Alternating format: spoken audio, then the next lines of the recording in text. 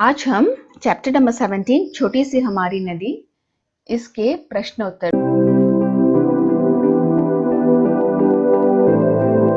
पढ़ेंगे। पहला प्रश्न है, तुम्हारी नदी से आया है। ये जितने भी प्रश्न अभ्यास है वो पाठ्य पुस्तक से है। तुम्हारी देखी हुई नदी भी ऐसी ही है या कुछ अलग है? अपनी परिचित नदी के बारे में छूटी हुई जगहों पर लिखो।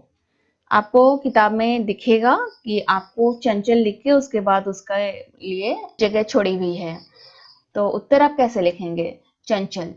चंचल से हमारी नदी तेज इसकी धार, गर्मियों में हम बच्चे मिलकर जाते पार। दूसरा, कविता में दी गई इन बातों के आधार पर अपनी परिचित नदी के बारे में बताओ। धार, पाट, बालू, कीचड़, किनारे, बरसात की नदी। तो धार यानी कि मेरी परिचित नदी की धार बहुत तेज है, धार स्पीड।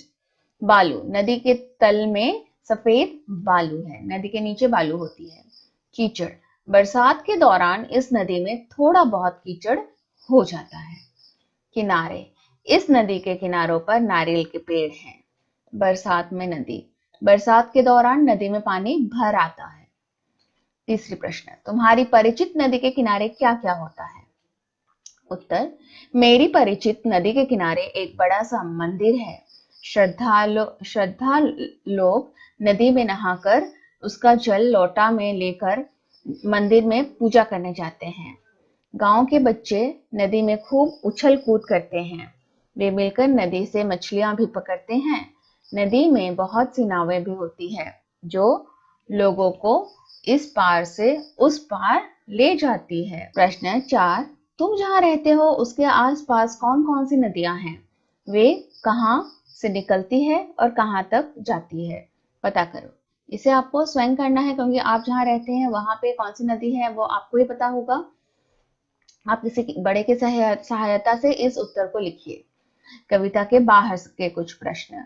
इसी किताब में नदी का जिक्र और किस पाठ में हुआ है? नदी के बारे में क्या लिखा है? हमने इसी किताब में नदी के बारे में एक और कविता पढ़ी थी। इस कविता को फिर से पढ़ो और बताओ कि नदी के बारे में उसमें क्या लिखा है।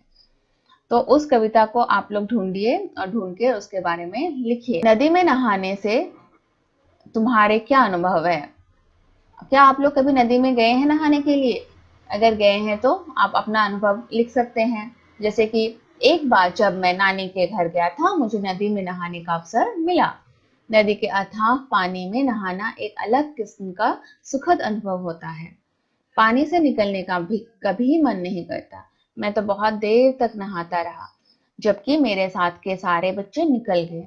फिर नाना जी के आने और उनके कई बार कहने पर मैं नदी में से बाहर आ गया। कितना मजेदार है नदी में नहाना। काश ऐसा मौका बार बार मिलता। क्या तुमने कभी मछली पकड़ी है? अपने अनुभव साथियों के साथ बांटो। जब तक आप खुद से मछली नहीं पकड़ते हैं तब तक आप उसका अनुभव नहीं लिख पाएंगे। तो अगर मछली पकड़ी है तो हाँ लिखिए, और कैसा अनुभव होता है। जैसे कि हमें मछली पकड़ते वक्त बहुत देर तक बैठे रहना पड़ता है, मछली का इंतजार भी करना पड़ता है। तो उस तरह से आप लिखिए। ये किसकी तरह लगते हैं? नदी की टेढ़ी मेढ़ी धार। नदी की टेढ़ी मेढ़ी धार जो है वो सांप की तरह लगती है। किचपिच करती मैना, वो किसकी तरह लगती है? मैना अगर दिख जाए तो हमें लगता है कई सारे मैना एक साथ रहेंगे तो बिल्कुल तारों की तरह लगेंगे, क्योंकि छोटे छोटे मैना जब किचपिच करते हुए रहेंगे जैसे ट्विंकलिंग स्टार्स होते हैं। उछल उछल के नदी में नहाते कच्चे बच्चे, ऐसे लगते हैं जैसे बहुत सारी मछलियां एक साथ उछल कूद कर रही हो। कविता और चित्र। कविता के पहले पद को दोबारा पढ़ो, वर्णन पर ध्यान दो। इसे पढ़कर जो चित्र तुम्हारे मन में उभरा उसे बनाओ। बताओ चित्र में तुमने क्या क्या दर्शाया। तो कविता की पहला जो पद है वो है, छोटी सी हमारी नदी टेढ़ी मेढ़ी धार, गर्मियों में घुटने भर भिगो कर जाते पार। पार जाते ढोर डंगर बैलगाड़ी चालू, ऊंचे हैं किनारे इसके पाट इसका ढालू। पेटे में झकाझक बालू कीचड़ का ना नाम, कांस फूले एक पार उजले जैसे घाम। दिन भर किचपिच करती मैना डार डार, रातों को हुआ कर बैठ उठते सियार। तो आपको किस तरह का एक चित्र बनाने का मन करेगा? मैंने इसको पढ़ के सुना दिया है। एक छोटी सी टेढ़ी मेढ़ी सी चलती हुई नदी, उसमें कोई बैलगाड़ी क्रॉस कर रही है उस नदी को, या फिर उसके किनारों को आप बना सकते हैं ढालू। इस तरह से आप एक चित्र बना सकते हैं कविता से। इस कविता में पद में कौन कौन से शब्द तुकांत है उन्हें छांटो, मीन्स तुक मिलते हो, जैसे कि राइमिंग वर्ड। तुकांत शब्दों की सूची: धार पार, डार सियार, नहाना छाना, कोलाहल चंचल, चालू ढालू, वन सघन, रेती देती, रोला टोला, नाम धाम, नहाले ढाले, उतराती डलाने। तो इस तरह से किस शब्द से पता चलता है कि नदी के किनारे जानवर भी जाते हैं?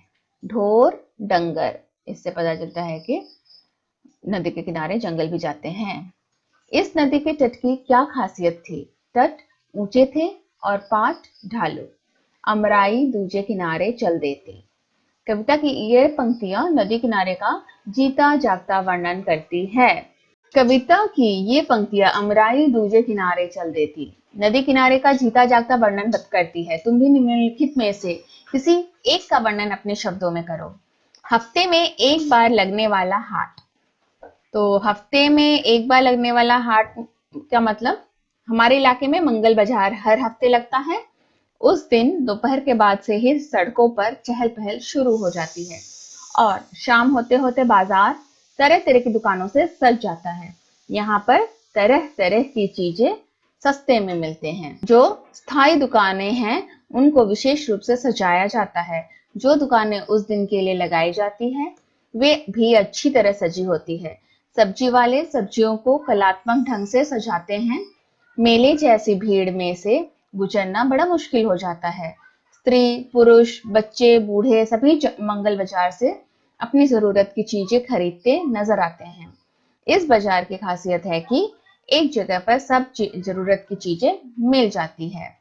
प्रश्न 5, तेज गति, शोर, मोहल्ला, धूप, किनारा, घना। ऊपर लिखे शब्दों के लिए कविता में कुछ खास शब्दों का इस्तेमाल किया गया है। उन शब्दों को नीचे दिए अक्षर जाल में ढूंढो। जैसे कि तेज गति का एक वर्ड में हम लोग वेग लिखते हैं, बता सकते हैं। ये रहा वेग। शोर, शोर को हम इस कविता में रोला कहा गया है, तो ये रहा रोला। देन धूप, धूप को घाम, घाम कहा गया है, तो धाम। आप लोग इसमें इसी तरह से ढूंढिए। घना, आ की मात्रा इसमें डालना है। पाठ, ये रहा पाठ बन गया है। और इसी के साथ ही आपके प्रश्न उत्तर यहीं समाप्त होते हैं। आप लोगों को मेरा क्वेश्चन आंसर्स कैसा लगा पढ़ाना, जरूर कमेंट बॉक्स में लिखिएगा और मेरे वीडियो को लाइक कर दीजिएगा। अपने दोस्तों के साथ आप शेयर भी कर सकते हैं ताकि वे भी इसके प्रश्नोत्तर लिख सके, और मेरे चैनल को सब्सक्राइब जरूर कर लीजिएगा। धन्यवाद।